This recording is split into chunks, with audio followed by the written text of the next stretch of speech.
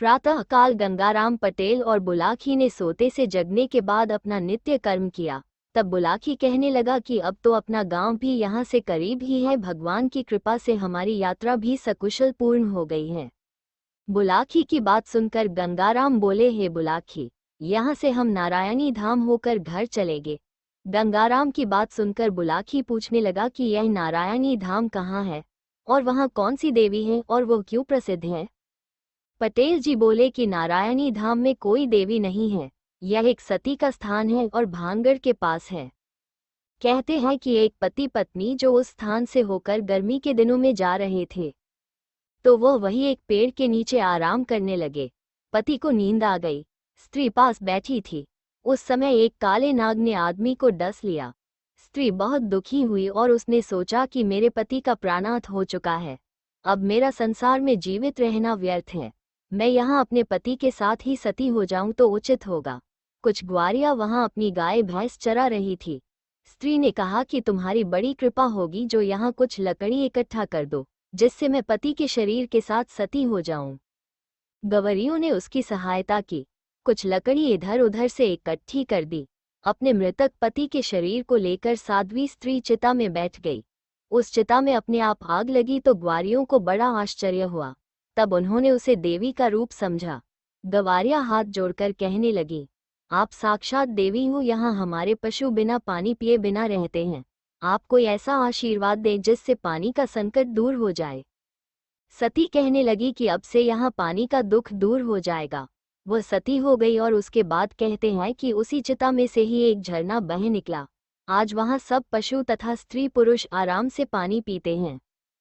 उस स्थान पर एक मंदिर बन गया और झरने के स्थान पर एक तालाब है जहाँ सैकड़ों यात्री नित्य आते जाते हैं। वह दोनों अजमेर से नारायणी धाम को पहुँच गए।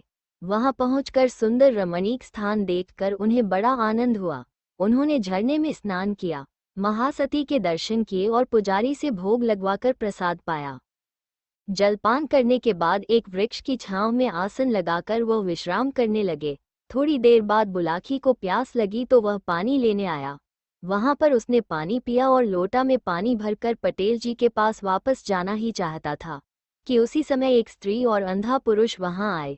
अंधा जब उस झरने में नहाया तो उसे आंखों से दिखने लगा। वो स्त्री पुरुष आनंदित हो उठे, नहा धोकर मंदिर से सती का भोग लगाकर खुश होते हुए अपने घर को चले गए। ये सब देख और मन में विचार करता हुआ वह पटेल जी के पास आया और उन्हें जल का लोटा दिया और झरने पर देखी वह बात बताई और बोला, अब आप कृपा कर बताएं कि वो दोनों स्त्री पुरुष कौन थे, पुरुष कैसे अंधा हुआ था, यहाँ आकर उसे क्यों दिखने लगा। तब गंगाराम कहने लगे, एक गांव में एक ब्राह्मण रहता था जिसका नाम सुदर्शन था। शीला नाम की उसकी पत्नी थी जो बड़ी पतिव्रता थी, लेकिन उनके कोई संतान नहीं थी।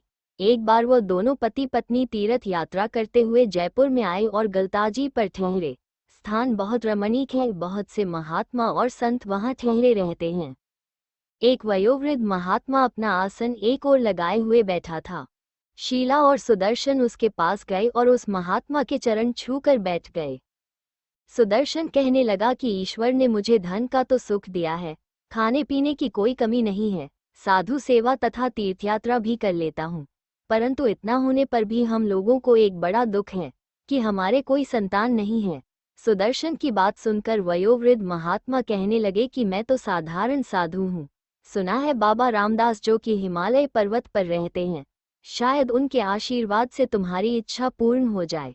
महात्मा के वचनों को सुनकर सुदर्शन और शीला बहुत प्रसन्न हुए। आमेर, नरसिंहगढ़ रोड, किशनगढ़ इत्यादि होते हुए उन्होंने पुष्कर जी जाकर स्नान किया।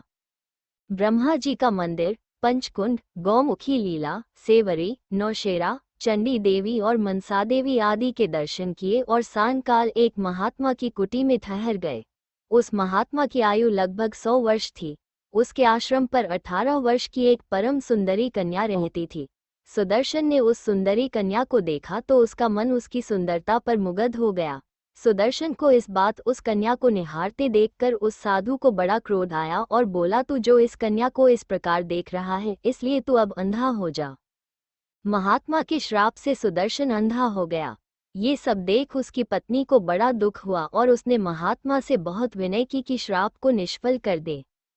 परंतु वो महात्मा नहीं माना। शीला कहने लगी कि मैं भी एक पतिव्रता स्त्री हूँ, मैं चाहूँ तो तुम्हें शाप दे सकती हूँ, परंतु मैं ऐसा नहीं करूँगी क्योंकि इससे मेरा पुण्य समाप्त हो जाएगा।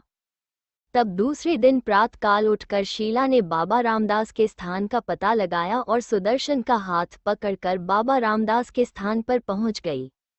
बहुत से संत उनके पास बैठे हुए थे।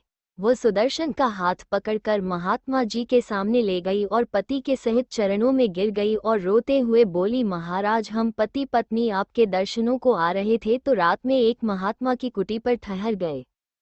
कल तक मेरे पति ठीक थे, परंतु उस महात्मा के शाप से अंधे हो गए हैं। हे महात्मा, आप मुझ दुखिया पर कृपा दृष्टि करें। महात्मा बोले, देखो, तुम्हारे पति से अनजाने में एक भूल हुई थी। इसने बालकपन में पेड़ पर बैठे हुए एक कबूतर के गुलेल से एक गुल्ला मारा था। उस कबूतर की आंख फूट गई थी। इसी पाप से आज तुम्हारा पति उस महात्मा के श्राप देने से अंधा हो गया है। तो बड़ी धर्मपरायण पतिव्रता स्त्री है। पतिव्रताओं की शक्ति का भगवान भी पार नहीं पा सकते। तो अपने पतिव्रता धर्म की शक्ति से उस महात्मा का मनमाना अपकार कर सकते थे, परंतु तूने कुछ भी नहीं किया। महात्मा कहने लगे, बेटी, जो करता है भगवान अच्छा ही करता है। मनुष्य तो एक निमित्त मात्र है, उसका तो बहाना हो जाया करता है। अच्छे कर्मों का फल अच्छा ही होता है। तेरे पति को उस महात्मा ने शाप दिया है, मैं उसके साथ का निष्फल नहीं बना सकता। हाँ, मैं तुझे एक ऐसा उपाय बताता हूँ जिससे इसको दृष्टि पुनः प्राप्त हो सकती है। तेरे भाग्य के विषय में भी मैंने पता लगा लिया है। अब तू नारायणी धाम से अपने घर को वापस जाएगी तो 2 वर्षों में तेरे एक पुत्र रत्न उत्पन्न होगा और उसके बाद में एक एक करके पुत्री तथा एक पुत्र और होंगे। हे बेटी, तुम अपनी पतिव्रता धर्म को इसी प्रकार निभाना जिस प्रकार अब तक निभाया है। बाबा रामदास के इन वचनों को सुनकर सुदर्शन तथा शीला बहुत प्रसन्न हुए और आशीर्वाद लेकर चल दिए। हे बुलाकी भाई, तुम उसी सुदर्शन को आज देखकर आए हो जो अंधे से सूझता हुआ है। अब तुम्हारी सब शंका दूर हो गई होगी। रात भी अधिक हो गई है, इसलिए सो जाओ, सवेरे उठकर घर चलना है। सुबह शौचादि से निवृत्त होकर दोनों ने अपने घर जयपुर की ओर प्रस्थान किया। रेलगाड़ी छुक छुक करती भागी जा रही थी। पटेल जी के सामने बैठा बुलाकी खुशी से झूम रहा था। पटेल जी ने पूछा, बुलाकी, तुम्हें यात्रा पसंद आई? बुलाकी बोला, हाँ महाराज, आपके साथ मैंने जितनी भी यात्राएं की हैं उनमें मुझे सबसे अच्छी लगी हैं। जो कथाएं आपने सुनाई हैं मनोरंजक ही नहीं थी बल्कि उनमें शिक्षा तथा ज्ञान की बातें भी भरी थी। मैं आपका जन्म जन्म तक ऋणी रहूंगा। गंगाराम पटेल हंसकर बोले, अब की बार मेरे मन में ब्रज की यात्रा के लिए मथुरा जाने की इच्छा है। देखो परमात्मा कब ऐसा शुभ अवसर देंगे।